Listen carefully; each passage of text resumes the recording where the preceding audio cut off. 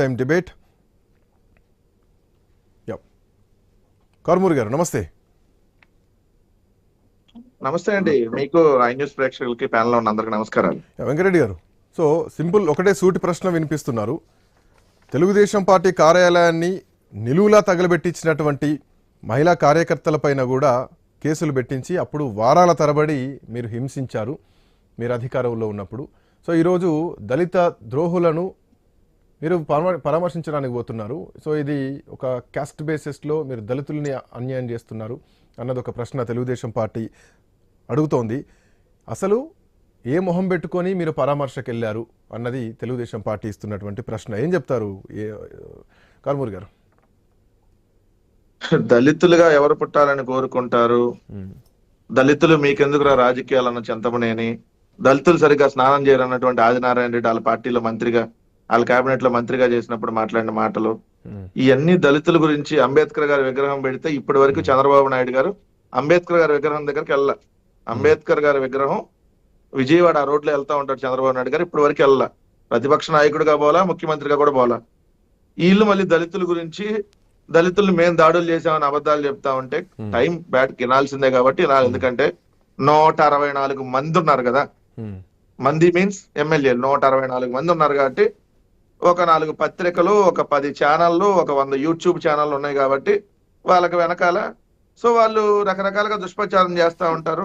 నిజం చెప్పులు వేసుకునే లోపు అబద్ధం ఊరంతా తిరిగి వచ్చిందని తెలుగుదేశం పార్టీ వాళ్ళది ఎలా ఉంటదంటే, ఇప్పుడు వాళ్ళే అంటారు, వాళ్ళే చేస్తారు, కానీ అవతల మేం చేసామని చెప్పి ఇండైరెక్ట్ గా మా మీద అనేక రకాలుగా ల్యాండ్ టైటిలింగ్ యాక్ట్ అంతకుముందు అన్ని చూసుకుంటే అసలు జగన్మోహన్ రెడ్డి గారు 14 లక్షల కోట్లు అప్పు చేసేసాడని, మళ్ళీ అసెంబ్లీలో 6.5 లక్షల కోట్లని పెట్టారు. ఇట్లానే ఉంటాయి వాళ్ళ అన్ని అబద్ధాలు.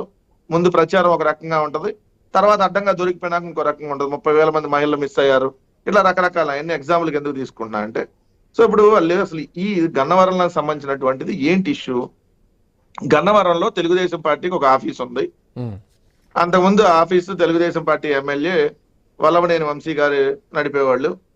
దాని తర్వాత ఆయన వైఎస్ఆర్ కాంగ్రెస్ పార్టీకి మద్దతుగా వచ్చారు. సో వైఎస్ఆర్ కాంగ్రెస్ పార్టీకి మద్దతుగా వచ్చిన తర్వాత 19/2/2023 అసలు ఇన్సిడెంట్ జరగడానికి కారణం, ఇన్సిడెంట్ జరిగింది 20వ తారీఖు జరిగింది ఇన్సిడెంట్.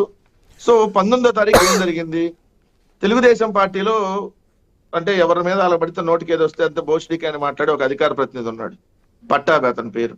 ఇప్పుడు స్వచ్ఛాంధ్ర కార్పొరేషన్ చైర్మన్. ఈ రోజు జగన్మోహన్ రెడ్డి మాట్లాడిన మాటల్ని వైసీపీగా మీరు సమర్థిస్తున్నారా? పోలీసులకు వార్నింగ్ ఇవ్వడానికి తప్పే ఉంది? తప్పు చేస్తే ఎవరికైనా వార్నింగ్ ఇస్తాం. పోలీసు లేని, లేదంటే ఐఏఎస్ లేని, ఐపీఎస్ లేని, లేదంటే ఇంకోటి లేని, రాజకీయ నాయకులు లేని, ఎవరికైనా ఇస్తారు సార్. ఇప్పుడు వల్లభనేని వంశీ తప్పు చేసినట్ట, లేదంటే అన్యాయంగా అరాచకంగా అరెస్ట్ చేసినట్ట? వల్లభనేని వంశీకి శిక్ష పడితే తప్పు చేసినట్టు. శిక్ష పడితే ఆయన కోర్టు న్యాయస్థానం శిక్ష పడితే, శిక్ష వేస్తే తప్పు చేసినట్టు. అప్పటిదాకా ఆయన తప్పు చేసినట్టు కాదు కదా. ఇప్పుడు వాళ్ళు ఒక వీడియో రిలీజ్ చేశారండి. ఏది ఇందాక తెలుగుదేశం పార్టీ మంత్రి కొల్లు రవీంద్ర, ఏంటి అది 11వ తారీఖు ఏదో సీసీ ఫుటేజ్ రిలీజ్ చేశారు. 11వ తారీఖు అంట లిఫ్ట్ లో సత్యవర్ధనను వల్లభనేని వంశీ ఉన్నారండి. వల్లభనేని వంశీ గారు ఉన్నారు, ఫేస్ ఏం కనపట్ల. ఆయన చెబుతున్నాడు వల్లభనేని వంశీ గారు ఉన్నారని. ఇప్పుడు 11/2/2025 నోట్ దిస్ డేట్, 11/2/2025 ఉదయం 9:53 కానీ దాని సీసీ ఫుటేజ్ లిఫ్ట్ లో తీశారు. ఇది కోర్టులో ఆయన వెళ్ళింది ఎప్పుడు సార్? 10వ తారీఖు. సత్యవర్ధన్ అనే అతను న్యాయస్థానంలో న్యాయమూర్తి గారి దగ్గరికి వెళ్ళి 10/2/2025 ఆయన స్టేట్మెంట్ రాసిచ్చాడు, లిఖిత పూర్వకంగా ఇచ్చాడు స్టేట్మెంట్. ఏమని ఇచ్చాడు? సార్ అసలు ఈ కేసుతో నాకు సంబంధం లేదు, నేను అసలు ఆ రోజు అక్కడ లేను, నేను కంప్యూటర్ ఆపరేటర్ గా పనిచేస్తున్నమాట వాస్తవమే, బట్ ఎస్సీ ఎస్టీ కేసు అనేది అసలు నేను పెట్టలేదు, సో పోలీసులే రాసుకున్నారని చెప్పి ఆయన 10/2/2025 స్టేట్మెంట్ ఇచ్చాడు. వాళ్ళు తీస్తున్న సీసీ ఫుటేజ్ 11వ తారీఖు ఉందని తీస్తున్నారు. ఏది 10వ తారీఖు ఆయన కోర్టులో అయితే 11 దాకా సంకన పెట్టుకొని తిరుగుతారా సార్? నిజంగా ఒకవేళ చేయాలనుకున్నాడు ఎవరన్నా అంటే ఎంత దారుణం అంటే, మొత్తం ఆయన మీద పెట్టిన కేసు, మొట్టమొదటి కేసు ఏంటి? పార్టీ ఆఫీస్ మీద దాడి చేశారు అనేది కేసు. దాంట్లో ఆల్రెడీ బెయిల్ వచ్చింది ఆయనకి. 2 ఎస్సీ ఎస్టీ కేసు. ఎస్సీ ఎస్టీకి సంబంధం లేదని చెప్పి ఎవరైతే ఆ ఫిర్యాదుదారుడే అసలు నేను ఎస్సీ ఎస్టీ కేసే పెట్టలేదని ఇచ్చాడు.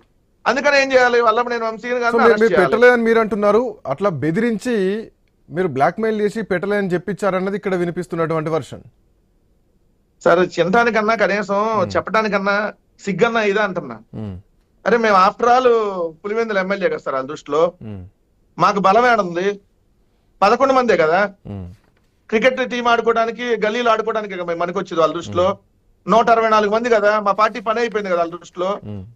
వాళ్ళ దృష్టిలోనే కదా సార్ రైట్. వాళ్ళు చెప్పేది అదే కదా. ఉమ్, మరి మేము బెదిరించేది ఏంది? పోలీసులు వాళ్ళ దగ్గర వాళ్ళ చేతుల్లోనే ఉన్నారు, అధికారులు మొత్తం వాళ్ళ చేతుల్లోనే ఉన్నారు, మొత్తం గవర్నమెంట్ యంత్రాంగం అంతా వాళ్ళ దగ్గరే ఉంది. 164 మంది ఉన్నారు, ఉమ్, మళ్ళీ మేము బెదిరిస్తున్నాం అని చెబుతున్నారు. ఉమ్. కనీసం చెప్పడానికి కొంచెం ఒక్క నిమిషం. అబద్ధాలు కర్నూలు గారు. ఆడటానికన్నా Yeah.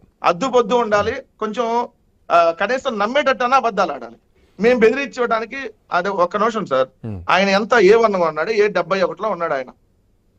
A71 ఆ కేసులో A95 మంది, 95 మంది ఉంటే దాంట్లో A71 వల్లభనేని వంశీ గారు. ఆయన ఏమన్నా A1 గా ఉంటే అరే అసలు ఈ కేసులు మొత్తం కొట్టేయమని బెదిరించారని అంటే కనీసం మనం చెప్పడానికి కొంచెం అసలు అవతల వాళ్ళ వర్షం ఇని వాళ్ళ ప్రకారం మనం మాట్లాడడానికి అర్థం పద్ధతి ఉండేటట్టుగా తెలుగుదేశం వాళ్ళు విమర్శ ఒక్క చేయాలి నిమిషం కదా. వస్తా మీ దగ్గరికి. వెంకటరెడ్డి గారు, హోంమంత్రి come గారు back to you. క్లియర్ గా చెప్తున్నారు, కర్మ సిద్ధాంతం అండి, ఉమ్, కర్మ సిద్ధాంతం ప్రకారం మేము అరెస్ట్ చేసామని చెప్తున్నారు. ఉమ్. సో ఇప్పుడు ఆల్రెడీ దీని మీద పూర్తిగా వ్యతిరేకత వచ్చింది కాబట్టి కప్పిపుచ్చుకోవడానికి రకరకాలుగా మాట్లాడతారు వాళ్ళు. యా, వస్తా మీ దగ్గరకు వస్తా.